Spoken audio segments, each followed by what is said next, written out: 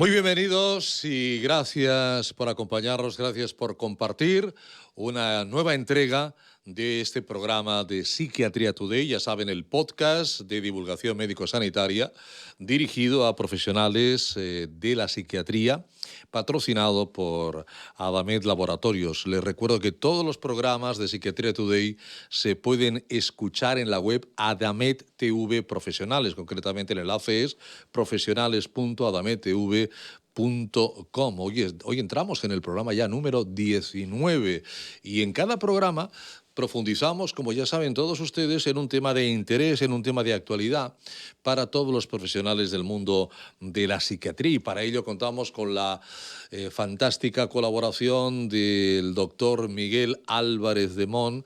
El doctor Álvarez de Mon es médico especialista en psiquiatría, es adjunto en el Hospital Infanta Leonor de Madrid, es profesor investigador de la Universidad de Alcalá y que nos hace de introducción, de maestro de ceremonias de todos estos podcasts. Profesor Álvarez de Mon, bienvenido y gracias por acompañarnos.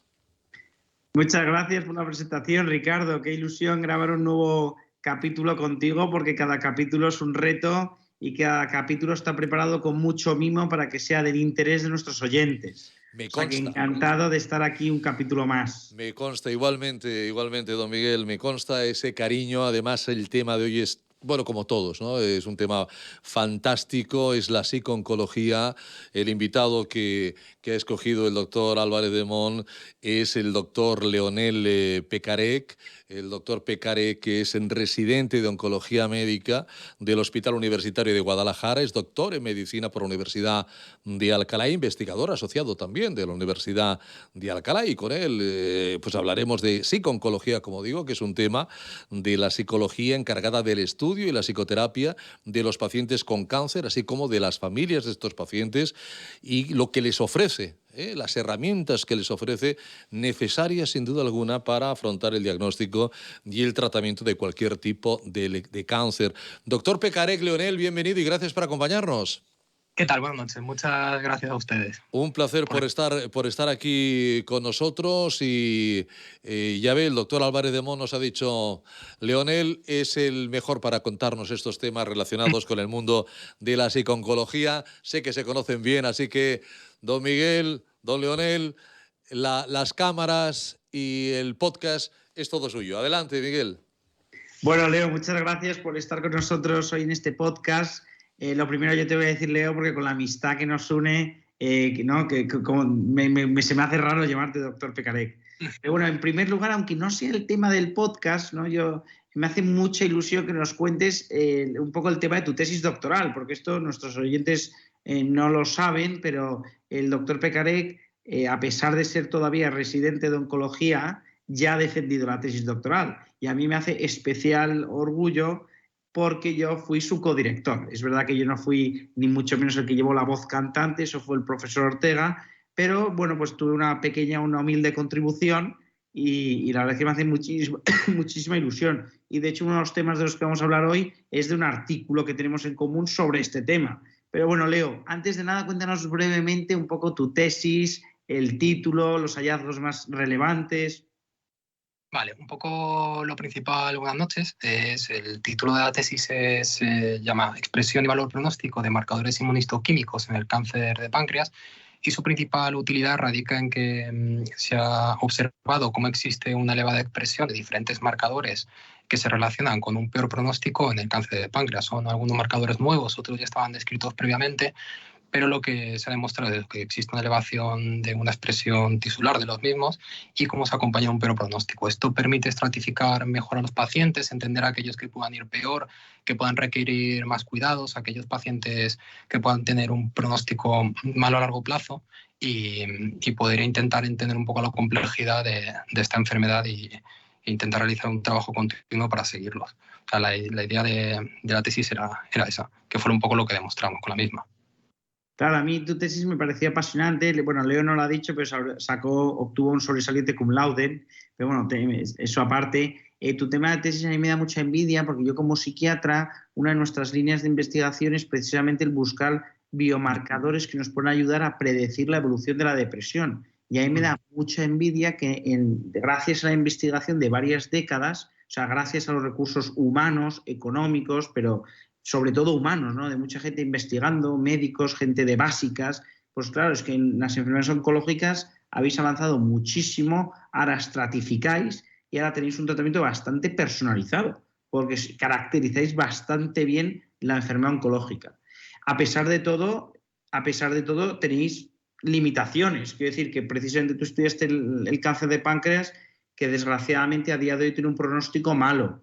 O sea, que obviamente vosotros también tenéis todavía retos por delante, pero me parecía apasionante tu tesis porque me parece importantísima. Sí, no, y sobre todo que en el cáncer de páncreas, a diferencia de otros tumores donde, a pesar de que un pequeño subgrupo de pacientes con cáncer de páncreas que se puede aplicar en terapia, queda muy relegado a tratamientos muy tradicionales de quimioterapias agresivas, cirugías que se asocian a muchas comorbilidades y un poco eso es intentar en consonancia con el resto de tumores, intentar investigar nuevos marcadores que nos permitan estratificar mejores a los pacientes que puedan ir peor. O sea que un poco la idea es eso. Es que tienen la facilidad de tener muchas muestras, de poder obtener de diferentes formas material necesario para estudiarlo, a diferencia de psiquiatría que la complejidad que se basa es que no puedes tomar una biopsia de la mente, por decirlo así, que lo limita mucho el poder investigar tanto como en oncología. Que es lo claro, que eso lo hemos discutido muchas veces, que nosotros, claro, como a día de hoy, ¿no? A lo mejor dentro de años, dentro de décadas, pues tendremos a lo mejor métodos, pero a día de hoy no tenemos manera de hacer una biopsia en un cerebro de una persona viva, no hay manera. Está muy relegado, es un problema más. Oye, pues yo quiero también comentar, ¿no?, que recientemente nuestro grupo de investigación de la Universidad de Alcalá ha publicado una revisión en Frontiers in Oncology, que es un poco lo que a nosotros nos une, ¿no? En esta revisión hemos tratado de abordar la relación entre el trastorno depresivo mayor y el cáncer o las enfermedades oncológicas. Entonces, obviamente todavía existen muchos interrogantes, pero nosotros hemos intentado, pues, dar un poco de luz a este tema. El título del artículo, por si alguien lo quiere ver, ya está disponible en PubMed, pero también se puede buscar en la propia revista, en Frontiers in Oncology. Se llama Understanding the Basis of Major Depressive Disorder in Oncological Patients, Biological Links, Clinical Management, Challenges and Lifestyle Medicine, por si a uno lo quiere escuchar o si a uno se lo quiere descargar. Pero bueno, Leo, yo una cosa que te quería preguntar es que, claro, las enfermedades, la depresión y las enfermedades oncológicas, lo cierto es que comparten factores de riesgo, porque en psiquiatría, en depresión en concreto, está demostradísimo que ciertos estilos de vida se asocian, no es que sean causa, pero oye, contribuyen a que tengas más riesgo de sufrir un episodio depresivo. Por ejemplo, seguir una dieta mediterránea protege, mientras que un patrón de dieta más occidentalizado supone un factor de riesgo. Lo mismo ocurre con el tabaco. El tabaco es un factor de riesgo. El consumo problemático de alcohol, la inactividad física. Quiero decir que esto lo podemos decir en negativo o en positivo. Es decir, que lo malo supone un factor de riesgo, lo bueno protege. Pero digo que es curioso, ¿no? Porque en las enfermedades oncológicas estos estilos de vida también suponen un factor de riesgo, ¿verdad?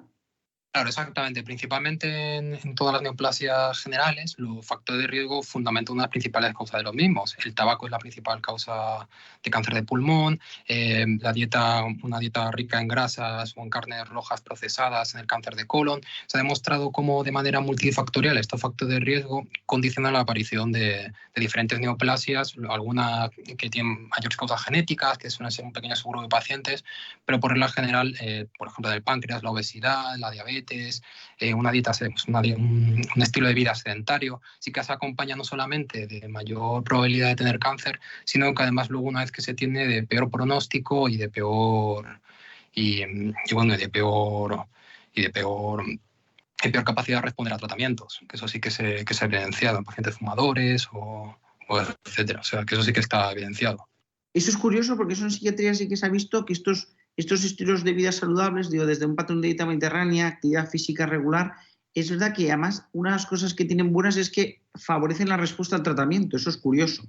Además también, y esto nuestros oyentes lo saben, estos factores de riesgo se extraen de estudios epidemiológicos. Digo que al final también hay muchas veces que un paciente no fumador desarrolla un cáncer y un paciente fumador desarrolla un cáncer que justo no está asociado al tabaco, ¿no? El otro día un paciente que viene al hospital del microcítico de pulmón, ¿no? Que el microcítico de pulmón, por lo que tengo entendido, no se relaciona con el tabaco, ¿no? ¿O no? Pregunto, ¿eh?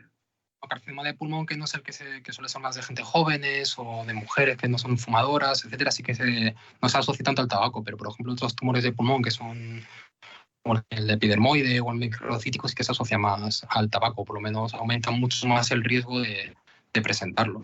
Que eso sí Claro. que está demostrado.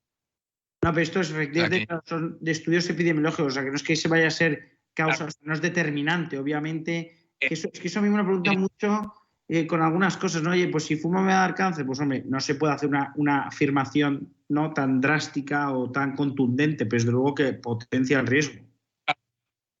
Exactamente, actúan como de una forma no sumatoria, que se multiplican muchos factores de riesgo y te predisponen a pues, presentar una verdadera neoplasia invasiva, un cáncer, es lo que llamamos.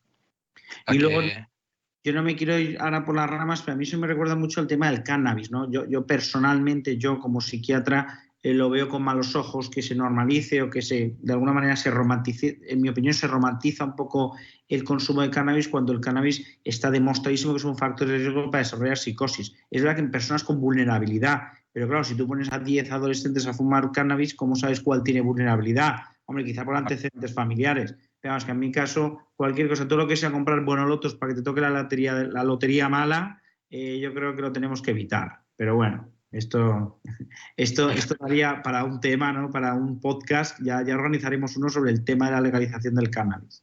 No, pues yo te quería preguntar, Leo, porque una cosa que a mí me llama la atención, que me parece preciosa, es que en oncología yo lo que veo es que cada vez hay más unidades de largos supervivientes, ¿no? Porque, oye, afortunadamente han desarrollado muchos tratamientos y el pronóstico ha mejorado. Entonces yo quería preguntarte un poco cómo manejáis esa incertidumbre asociada a las revisiones, si el impacto inicial del diagnóstico luego se supera y no hay más alteraciones de tipo psicológicas a lo largo de la vida, o tu experiencia es, oye, pues yo he visto que los pacientes oncológicos, aunque se curen y aunque entren en remisión de la enfermedad, como que les queda una vulnerabilidad, o ¿cuál es tu experiencia en este sentido? Ya de por sí, yo diagnostico a una persona de cáncer supone un golpe bastante fuerte para su vida, y supone un antes y un después que marca todo lo que es el seguimiento a largo plazo, las consultas, genera mucha ansiedad. En esos largos supervivientes nunca, o sea, siempre se quedan con la mentalidad de cuándo me va a volver a pasar esto. Ya han pasado por un cáncer previo, así que saben las consecuencias de la quimioterapia, de todos los efectos secundarios que puede dar la misma. O sea, que el seguimiento, el problema que tienen estos pacientes a largo plazo es eso, que se quedan con una ansiedad o un trastorno de estrés postraumático como tal, pero una ansiedad brutal de en cada consulta, una vez al año, que se van citando, pues una vez remite el paciente, pues cada 6 meses, luego cada año, etcétera. Y lo que vive el paciente antes de esa consulta es una ansiedad brutal, pero es normal, ¿sabes? Es entendible. Claro. De un diagnóstico que te cambia totalmente la vida, que te cambia totalmente a nivel laboral, a nivel personal, a nivel familiar, padres con hijos, hijos con padres, con abuelos, etcétera, es algo que cambia totalmente tu vida, y el seguimiento a largo plazo genera eso, una situación de incertidumbre que a cualquier persona me pondría nervioso, con constantemente una preocupación. Luego depende mucho de los pacientes, de cómo sepan afrontar esas situaciones, que al final es muy personal, pero por regla general suele generar bastante ansiedad. El seguimiento de esos pacientes es cuando ya son muchos años y recaen, mucha tendencia a manifestar con depresión, etcétera, toda esa recaída, y lo llevan peor que la primera. Pero es totalmente entendible por eso, o sea, que son pacientes complejos de llevar y de abordar desde el punto de vista de su ansiedad anticipatoria a la consulta. O sea, que la recaída a veces es peor que el diagnóstico nuevo. Porque ya entienden cómo ha sido, entienden que puede ir peor, pacientes que están en diferentes líneas, que sin varias líneas de tratamiento, al final es algo que desgasta, y emocionalmente el estar constantemente preocupado por la salud, con algo que sabes que puede dar la cara una forma a distancia, que tengas un cáncer de colon, no es un cáncer de colon, sino pues un cáncer de colon con metástasis cerebrales, por ejemplo, y que saber que puede dar la cara de cualquier forma, cualquier síntoma, que un dolor de tripa, pues miras un palmo de brazo porque dominó mal, pues los pacientes pueden tener que a lo mejor es consecuencia de su propia enfermedad o de una metástasis a largo plazo de su propia enfermedad, y eso genera mucha ansiedad. Y es totalmente entendible.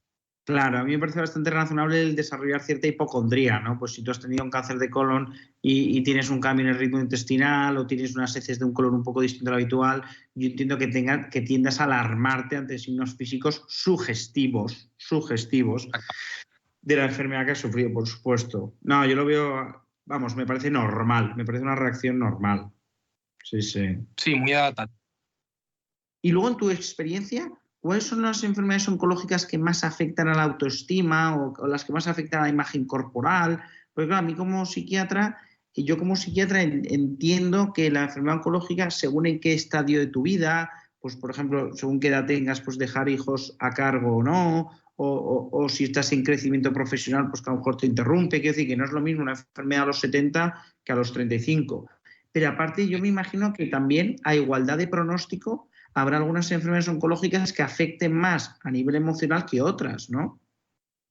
Exacto. Es como todo, es muy personal. Pero, por ejemplo, un cáncer de mama, un cáncer de próstata que genera impotencia, la pérdida de pelo durante el proceso de la quimioterapia o después de la quimioterapia, eso puede ser a nivel emocional muy chocante, el verte totalmente sin pelo o haber perdido todo lo que te veías a ti, lo que veías como ti mismo en el espejo. Pero también, por ejemplo, pacientes que sufren un cáncer de colon con bursa de colostomía, el ir a la playa, toda esa situación de verano de, mira, a mí me gusta hacer tal cosa y me limita, el no poder, por ejemplo, los carcinomas de cabeza y cuello, que son muy desfigurantes, pues el sentirte que no puedes salir a la calle es una ansiedad brutal. Y es algo muy personal, pero a lo largo de tanto el inicio del diagnóstico como hasta el final, a nivel estético, todo lo que altera a nivel estético, a cualquier persona le Totalmente deja. de acuerdo. O sea, si a todos nos preocupa que nos salga un grano que nos moleste porque está en mitad de la cara, imagínate si te han tenido que hacer una cirugía de cabeza y cuello o si te ha deformado un ojo. Totalmente, totalmente. Sí, simplemente con perder la capacidad de hablar o el hormigueo, la disestesia después de la quimioterapia que se pueden quedar permanentes en manos y pies, solo eso genera un estrés brutal y eso te limita el salir a la calle, el mira, a mí me gusta pasear y me limita mi calidad de vida, o sea, que es algo que es algo tan personal, pero que sí que se ve, el quien no se sentiría al verse de repente sin pelo por todo el cuerpo o notar que, mira, ya no puedo ir a la playa porque no puedo caminar porque me falta una pierna, porque me la tenía que amputar por un osteosarcoma, por ejemplo, y mi vida era correr y hacer deporte y ya no puedo hacerlo. O sea, que es como algo que limita muy personal, a nivel personal, uno decide que le puede limitar y que no le puede limitar. Y en oncología pues sucede esto, que hasta las náuseas de, mira, a mí me encanta comer y ya detesto la comida porque he perdido el olfato o el gusto, pues es brutal eso y debe ser algo que debe chocar mucho personalmente. No, totalmente de acuerdo. No, sí, la verdad es que las personas que lo superan y yo creo que desarrollan una fortaleza tremenda, pero yo creo que hay que estar ahí al quite para ayudarlas porque desde luego son enfermedades graves, que ninguna enfermedad es bien recibida y todas, nadie deseamos tener ninguna enfermedad, pero desde luego que las enfermedades oncológicas pues son de las enfermedades, pues bueno, hay un espectro de gravedad, pero en general son graves. Pues ahora que dices esto, a mí me gusta mucho que ahora mismo en el Hospital Infanta Leonor, donde yo trabajo, está habiendo una exposición de colostomías, urostomías, etcétera. O sea, es decir, han puesto fotos de pacientes reales exponiendo pues eso, su colostomía o su urostomía de alguna manera para animar a que la gente que tiene una, pues luego en verano no se sienta, o fuera de verano, digo que no se sienta limitada, porque yo creo que cuanto más lo normalicemos mejor, porque efectivamente a todos nos puede dar un punto de vergüenza salir a la calle o ir a la playa, a la piscina, en planes que hay más exposición corporal y que se vea la bolsa. Pero yo creo que eso, por el bien de esos pacientes, lo tendríamos que normalizar, ¿no? Sí, exactamente, tenerlo como algo habitual, mira, es esto lo que hay y con esto tienes que intentar vivir lo mejor posible, porque al final lo único que importa es cómo te sientas tú y no lo que sientan los demás de un propio Claro. vaso. Igual que nos ponemos gafas y vemos mal o sonotones y oímos mal, pues oye, si no puedo, digamos, defecar o no puedo orinar, pues llevo una bolsa. Vamos, que... Manejarlo. Y no solo sucede en pacientes oncológicos, en pacientes con enfermedad de Crohn o con colitis ulcerosas avanzada, pues sucede al final lo mismo. Y son gente joven que tienen esta... Y luego, ahora no nos va a dar tiempo, pero porque claro, es que esto son 15-20 minutos, pasan volando, ¿no? Pero a mí también me llama mucha atención, claro, yo como psiquiatra hice la tesis en las alteraciones inmunológicas en el paciente con depresión y es curioso que que tratamientos que se han utilizado en oncología, el ejemplo clásico, que ya sé que ya no lo usáis prácticamente, pero era el interferón alfa, o sea, que había tratamientos que se utilizaban para enfermedades oncológicas que como efecto secundario desarrollaban depresión, o sea, hasta un 30% de los pacientes expuestos al tratamiento con interferón alfa, libres de enfermedad, o sea, libres de depresión, hasta un 30% desarrollaban depresión posteriormente. Eso es curioso, ¿no? Porque pacientes con enfermedades similares que recibían otros tratamientos no desarrollaban depresión. Digo que hay estudios bastante robustos que hacían indicar que era el fármaco lo que generaba una alteración. No es que en psiquiatría el problema es que muchas veces no sabemos asociaciones, pero no sabemos a qué se deben. O sea, no sabemos cómo se produce el mecanismo de acción, ¿no? Es tan compleja la mente. Pero verdad que es curioso, como algunos tratamientos, sobre todo también sé que algunos inmunomoduladores, ahí me consta que también se ha visto que podían aumentar el riesgo de suicidio y que por eso a veces lo evaluáis bien. Exactamente, y no solo eso, sino que otros tratamientos más habituales, como quimioterapias o inmunoterapias, sí que como se asocian efectos adversos bastante fuertes, sí que pueden acompañarse una depresión mayor durante el tratamiento, pero simplemente porque cuando te ves que te limita mucho o que te afecta mucho un tratamiento, por ejemplo, de neumofisitis que te produzca cualquier inmunoterapia, un hipotiroidismo, etcétera, que al final que tienes mayor tendencia a depresión, o uno de los síntomas que se manifiesta la enfermedad subyacente puede ser una depresión, que es algo bastante frecuente. No, está claro que tenemos que ir de la mano, los oncólogos y los psiquiatras tenemos que ir de la mano. De hecho, yo creo que sí que en muchos servicios sí que hay un profesional de psicología, yo creo que a veces lo tenéis, sobre todo más a lo mejor en cuidados paliativos, pero sí que suele haber. Yo creo que de hecho hay una revista, si a alguien le interesa, hay una revista dedicada a la psicooncología. Luego hay un grupo de investigación en Emory, liderado por Andrew Miller, por un psiquiatra que se llama Andrew Miller, que también publican mucho, lo digo por si alguno de nuestros oyentes quiere ampliar, porque claro, yo me quedaría hablando con Leo horas y horas. De hecho, en la facultad lo hacemos, pero en el podcast nos piden que nos ciñamos a 15, 20 minutos, ¿no? Pero bueno, muchísimas gracias, Leo, por este rato tan agradable. Nada, a vosotros. Muchísimas gracias por todo. Y seguiremos hablando porque ha habido muchas cuestiones que hemos dejado abiertas. O sea, que a lo mejor te volvemos a llamar. Perfecto, por mí estupendo. Ha sido un rato muy agradable y además yo pienso que el psicooncólogo puede ser una persona fundamental a la hora de dar el pronóstico, ¿no? De decirle a alguien, tiene usted un cáncer de lo que sea, ¿no? Es decir, recibir una noticia de ese tipo lógicamente impacta y la figura del familiar también debe ser importantísimo. Eso lo dejamos para otro momento. Doctor Pecarek, ha sido un placer. Muchísimas gracias. Hasta cualquier otro momento. Doctor Álvarez de Mon, Miguel, nos vemos en el próximo podcast. Muchísimas gracias. Cuidaros mucho. Un placer enorme hoy hablando de la psicooncología. Ya saben que les esperamos, que pueden enviar sus preguntas, pueden enviar sus sugerencias. Estamos absolutamente abiertos para abordar los temas que a ustedes les sean del mayor interés para los profesionales de la psiquiatría. Nuestro correo es contacto@psiquiatriatoday.com. Ya saben, ha sido una producción de Easy Walk y un espacio patrocinado por Adamet Laboratorios. Muchísimas gracias por su tiempo y hasta el próximo podcast.